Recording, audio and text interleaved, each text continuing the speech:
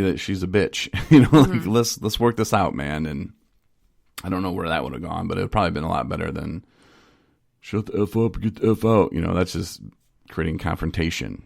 So now it would be a lot different. I think I would, well, your keyword think. I think I would think before I just react. Yeah, for sure. Anyway.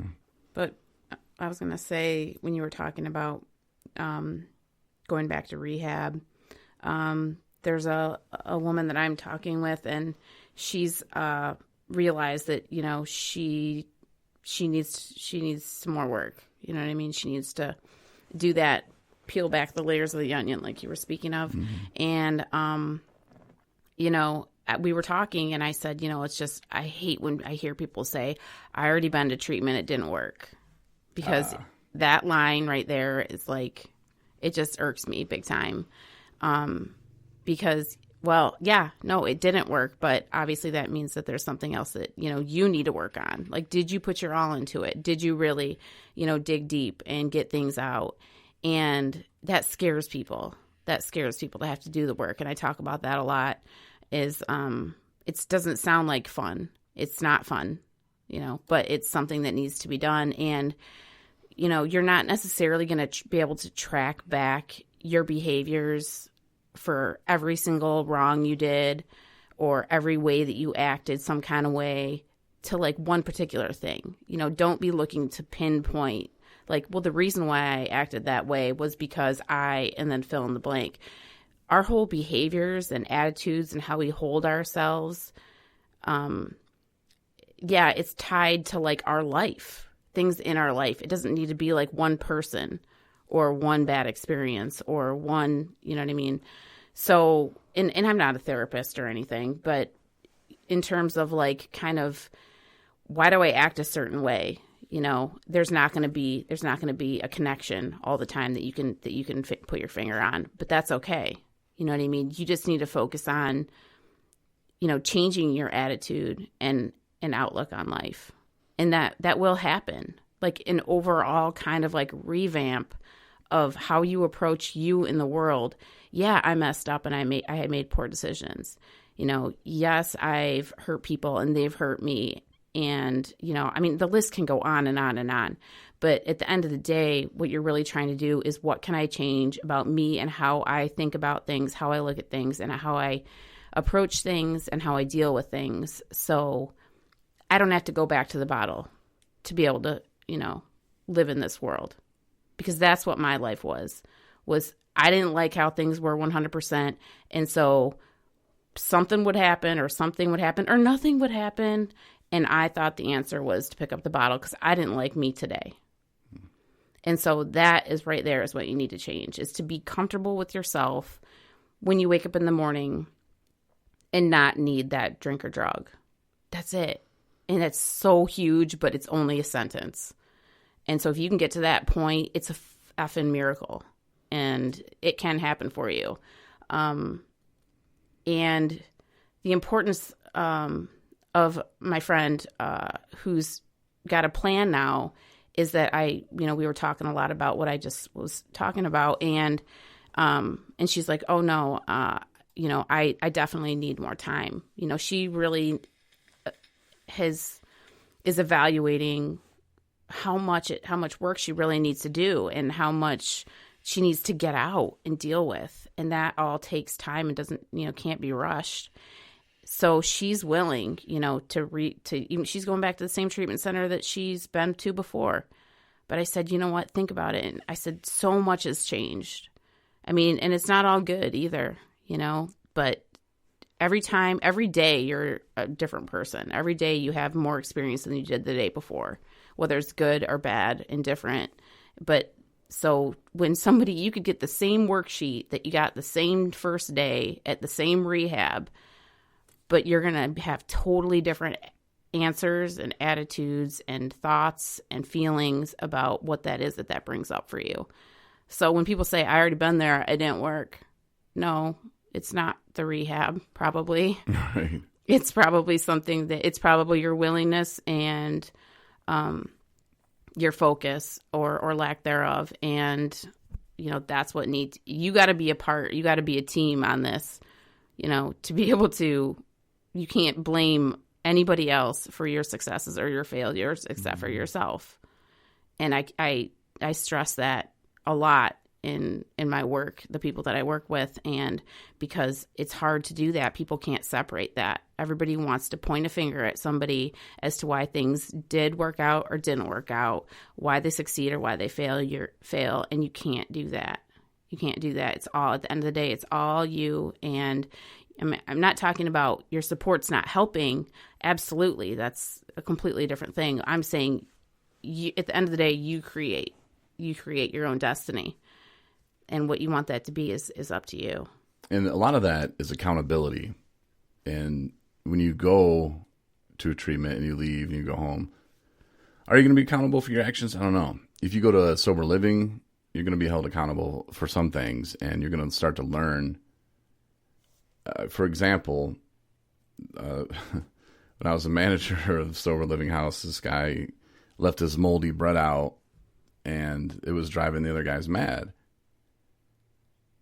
So I put it on his bed, and he was all mad. And how could you put that on my bed? That's disgusting. This is your fault. You did this. No, man. Before I put the bread on his bed, I put a note saying, please throw your bread away. It's moldy. Why didn't you throw your bread away? They want to shoot it right back at him. Well, it's your fault. Look at you. This is disgusting. You did this, Corey. You put moldy bread on my bed. And I look at it like, you had moldy bread on the shelf. What part did you play in this? And it's hard for us, especially if we've been coddled. And the more you coddle people, and the more people are, do this and do that for me. Well, it's your job to do that. It's not mine. It's yours. And that moment that they can step up and go, damn it, I have to do this. And then realize that no one's doing this for me. Mm-hmm. I've been to treatment before. It didn't work. How much of that were they putting in? Well, I went to groups. Mm-hmm. Did you participate? Well, I listened. And sometimes, did you participate? Right. Did you get involved in it? Because that's what it's going to take. Are you listening? That's the question. Are you listening, or were you just there? They said something about need to. No, and I challenge them, the ones that say, "Oh, I've been there, it didn't work." I wish I could play a tape back and watch them in their groups. And are they sleeping? Are they daydreaming? Are they, are they just waiting to have a cigarette? Do they make it on time? It's little things like that. Making it on time. Make your damn bed every morning. At least you've accomplished something. Mm-hmm. And there's days where I just want to go, I'm not making the bed because I don't want to. And then I make it anyway because I'm like, it looks prettier. And I don't know. And it does. I've accomplished something when I make the bed. Mm-hmm. And I know when you get home and you see it and you're like, my baby made the bed. I'm like, yep, hell yeah, I did. Not relapsing today. If it was as simple as just make your bed every day and you won't relapse, that'd be sweet. But it's a start. Like I said, at least you've completed something. But yeah, be accountable for your actions and think about how many times you blame other people for things. I do it all the time too, but I am being mindful, a lot more mindful now. And was it really their fault, or what part did I have in this? And, it's the same thing with the sober living house that I was manager of. And guy left his pop bottles out. And I did the same thing, threw them on his bed. And he's like, man, why you throwing pop bottles on my bed, man? Why are you leaving them on the counter, man? Don't ask me. And then they stopped asking me after a while. They're like, okay, I get it. And then it was funny because I threw the pop bottles on his bed. And I was like, and you're not supposed to have pop in your room. So, write you up for that. Right. Just kidding, sort of. But, yeah, just be accountable. And like you said about the rehab thing earlier about, I've been there, I've done that. You get it on the other side, too, of other people wanting to butt in and go, he said he's been to 15 rehabs, 15 treatments. What hasn't he learned yet? Some of that's true, though. Because I remember I would relapse and, all right, send me to treatment. That was my punishment almost to myself. Well, I'll go to treatment again. And there was one time I was starting fall semester at Lake Michigan College. And I had just relapsed on purpose. And the detox was way worse than I remembered or expected.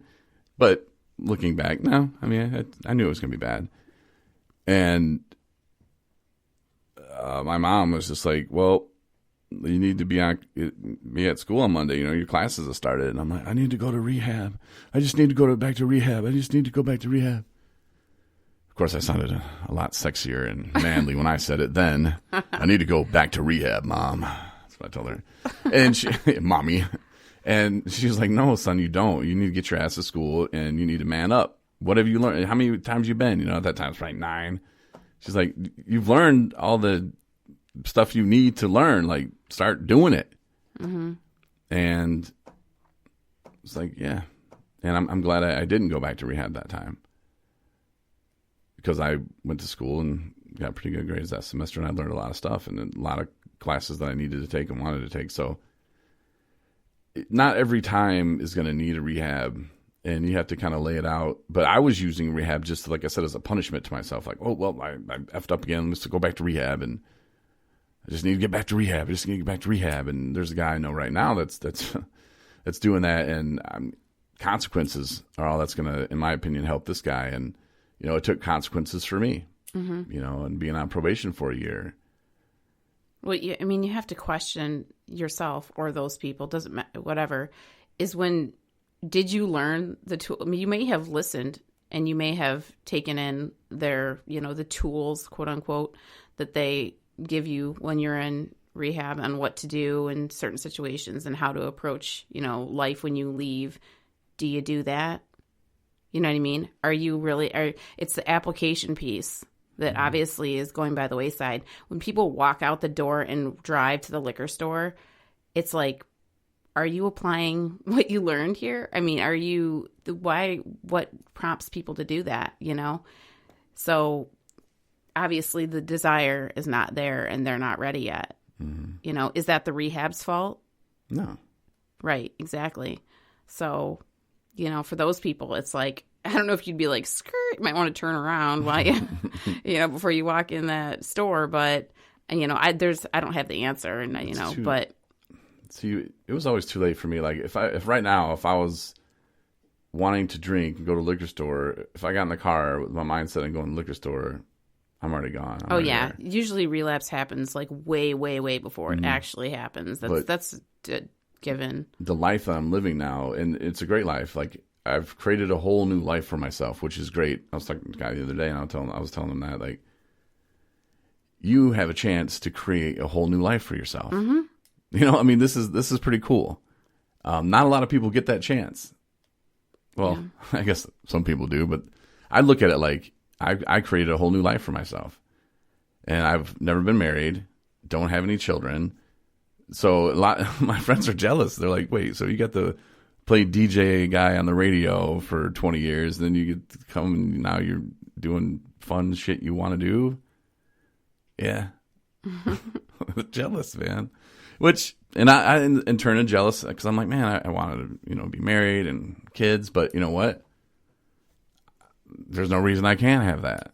Mm-hmm. So, you know, I'm working towards the things that I want to work towards now. And, you know, just not drinking is not going to solve it. You have to be active. You have to go out. You have to be accountable for your actions. And, you know, don't let it get to that point where you're in the car, in your mind even, in the car, going to the liquor store. And how you get there, what tools you're going to need to learn, I don't know what's going to work. But I know it took a lot for me. And I think that us as addicts, we are always looking for the loophole. We're always looking to go around things and cutting corners. They say that addicts are smarter than most people. I don't know if that's true, but we're always seeing angles at things. Mm-hmm. And, this is how I'm going to do that. Well, then, so this is how I'm supposed to do it. Well, why would I bother going to B and C when I could just go from A to D? Yeah, let's just do that. And it wasn't until, you know, the last treatment I was in that I had to be there for 90 days, which I was only there for 60. But it wasn't until then where I just thought,